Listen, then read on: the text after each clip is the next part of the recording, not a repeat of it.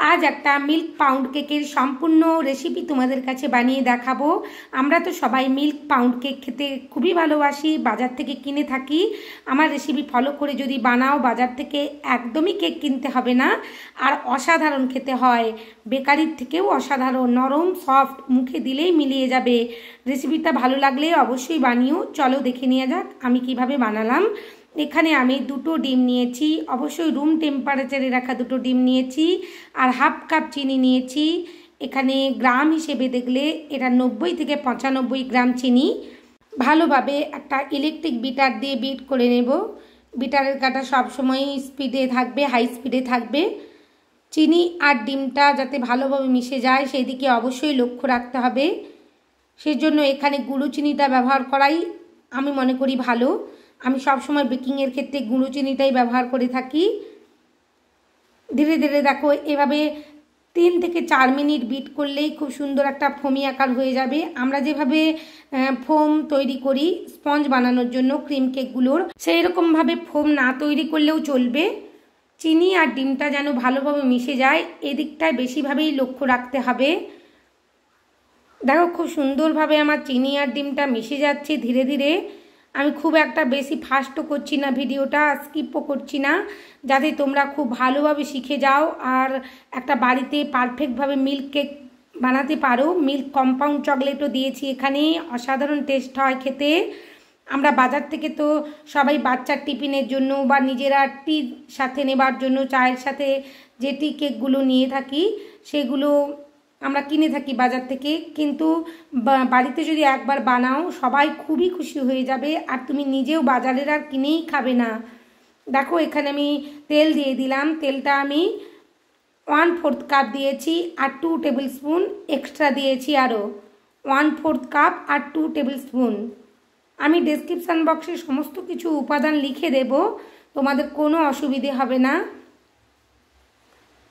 এই পর্যায়ে আমার চিনি আর ডিমটা ভালোভাবে মিশে গেছে। আমি তেল, ভ্যানিলা এই সমস্ত কিছুই দিয়ে দিচ্ছি, আর এখানে দেখো ময়দার সাথে মিল্ক কম্পাউন্ড চকলেটটা দিয়ে দিচ্ছি। তোমরা এখানে ফুটিও দিতে পারো, কোনো অসুবিধে নেই। আমি যেহেতু এখানে মিল্ক পাউন্ড কেক বানাবো তাই মিল্ক কম্পাউন্ড চকলেটটা প্রেফার করেছি। আর কম্পাউন্ড চকলেটটা কেন আমি এখানে ময়দার মধ্যে দিয়ে চেলে দিচ্ছি সেটাও আমি বলে দেব। এখানে আমার দেখো সমস্ত ময়দাটা খুব ভালোভাবে চালা হয়ে গেছে। এরপর আমি এখানে বেকিং পাউডার দিয়ে দিলাম 1/2 টিস্পুন, আর পাউডার মিল্ক এখানে 1 টেবিল স্পুন দিয়ে দিয়েছি। ভালোভাবে মিশিয়ে নেব। এখানে আমার 3 টেবিল স্পুনের মতন লিকুইড মিল্ক লাগবে, সেটাই আমি ধীরে ধীরে দিয়ে দিচ্ছি আর ব্যাটারটা রেডি করছি। খুবই আলতো হাতে মাখাতে হবে। আর যেটা বলছিলাম, এখানে আমি কেন ময়দার সাথে ডাস্ট করে নিয়েছি, কারণ অনেক সময় ফুটি বা চকো চিপস দিয়ে যখন আমরা বানাতে যাই এই ধরনের পাউন্ড কেকগুলো, তখন সমস্ত ড্রাই ফ্রুট বা ফুটি ব্যাটারের নিচে শিন করে যায়।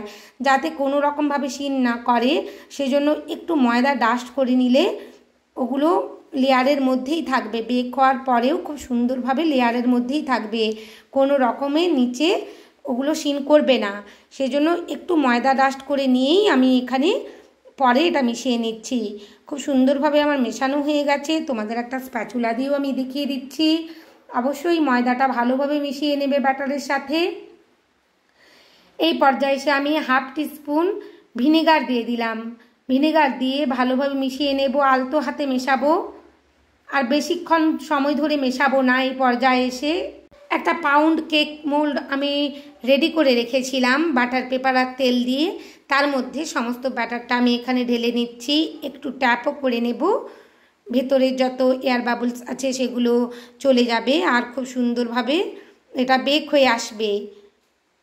খুব সুন্দর খেতে হয়, আর চায়ের সাথে এই ধরনের টি টাইম মিল্ক কেকগুলো নিলে অসাধারণ খেতে হয়।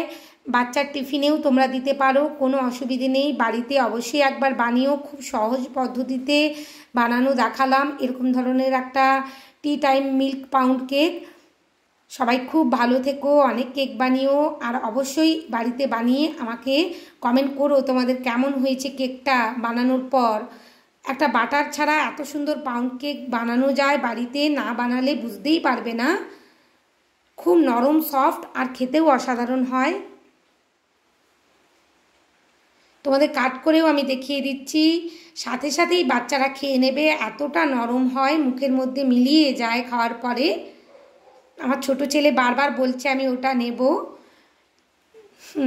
ধীরে ধীরে দেখো আমি সমস্তটাই কেটে তোমাদের দেখিয়ে দিলাম, কত নরম স্পঞ্জি। সবাই খুব ভালো থেকো, অনেক কেক বানিও। অনেক ধন্যবাদ ভিডিও দেখার জন্য।